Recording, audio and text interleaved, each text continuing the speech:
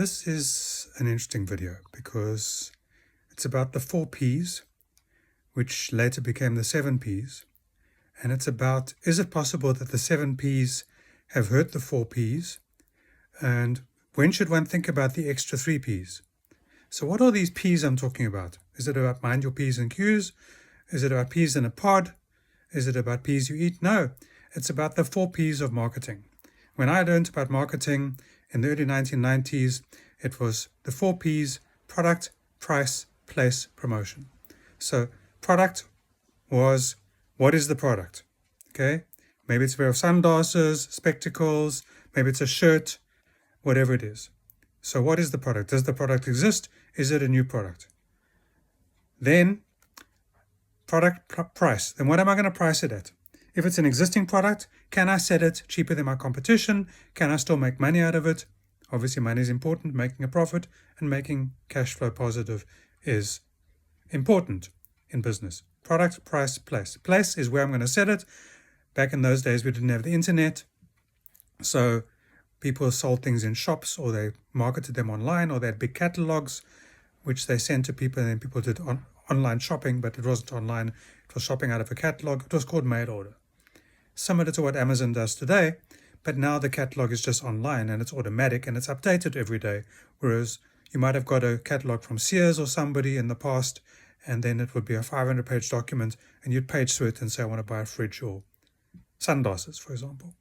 Product, price, place, promotion. Promotion is, how do you advertise? So if you get your Sears, for example, catalog, or you get your car catalog, or whatever catalog you get, then you've got the catalog sitting in your lounge or your kitchen, and you look at it, and therefore the promotions there, all the promotions in the newspaper, all the promotions by junk mail, all the promotions by email today, all the promotions by advertising, all the promotions on TV, all the promotion is on the radio, or any one of 100 different ways of getting promoted to, or it's word of mouth, or whatever the case is. So we had product, price, place, promotion. And then we had the market and the marketing audit, and we looked at all that kind of stuff to say, well, is it an existing market with a new product? Is it a new market for an existing product? Or is it a new product in a new market? And so we had matrices that showed us that there's diversification when you have a new product in a new market. But then we get the other 3 Ps that happened after the early 1990s, say from the 2000s. And this was people, planet, and profit. Well, obviously profit was always there. So you could say it was the 5 Ps from the beginning, because people want to make a profit. Although in many cases, there are products that are made because they are lost leaders, and they help a client to see that this company is doing good. And who are they doing good for? Well, they're doing good for themselves, or they're doing good for the environment. And therefore planet is the environment. And then people, we want people to be satisfied. We want people to be incentivized. We want people to be motivated. We want people's self-esteem to improve. We want people to be motivated to come to office tomorrow morning and to do their good work and to sell more of our products. So people is important, but now what happens if you put planet first? Or what happens if you put people first? Or what happens if you put profit first? Or what happens if you put product first, or price first, or promotion or place first? So you cannot actually put any of these things first. You have to look at them all together. But where do you start? Well, you start with the product. You start with the physical item, or if it's software, then it's virtual. Or if it's your phone, or whatever the case is, or if it's a service because you go to your accountant and they do a service, but the accountant still gives you something physical because they still give you your management accounts or your annual financial statements. If you go for a haircut, it's a service, but you get a better haircut. So there are obviously products that are physical, and there are services which are not physical, but you still get some kind of result. You look better, or you feel better. You got a massage. The product is that you felt better. The massage is the product, and the feeling better is part of that product, because you are the product in this case. So the price is, does the price compare to other people? And maybe your price is more expensive, okay, but maybe your result is better. Maybe you do massages at a place where you go get a massage, or maybe you go to people's houses. Maybe you do haircuts in a haircut salon, or you do haircuts in people's houses. Maybe you provide software by people coming to you in your office, or you go to their office, or today you meet on video conferencing. So the place changes, but all the basic places are still the same. We still get junk mail. We still get newspapers with adverts. Product, price, place, promotion. Those are the original 4 Ps. And then we added people, planet, profit. Maybe one could say that profit comes first, but profit doesn't come first, because what happens is that I say, look, I see there's a gap for something, whether it's a product or a service, and I say, let me fill that gap. And then I go into research to see, can I make this product? And then having done the research, I say, well, how much would it cost to make the product? And even though I can make the product, maybe no one will buy it because it's too expensive. But then again, maybe it's only expensive the first time. If you only make one something, it's very expensive. If you make 2, the second one has got the learning curve, so the price comes down.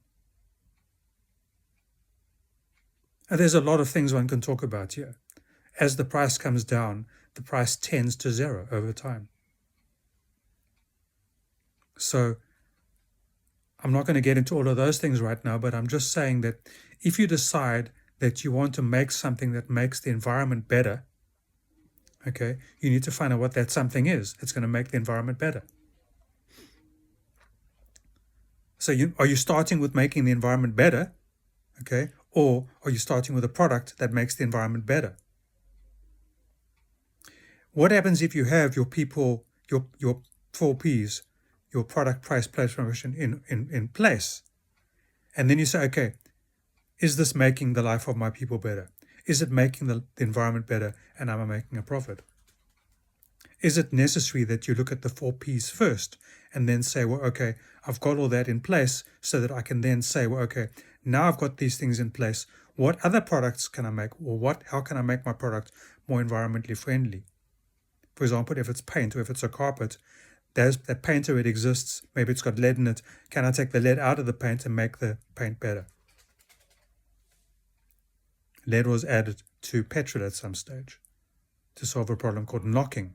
But, by the time it was actually introduced, the knocking problem was solved. But there was already lead in petrol, and eventually they had it taken out of petrol.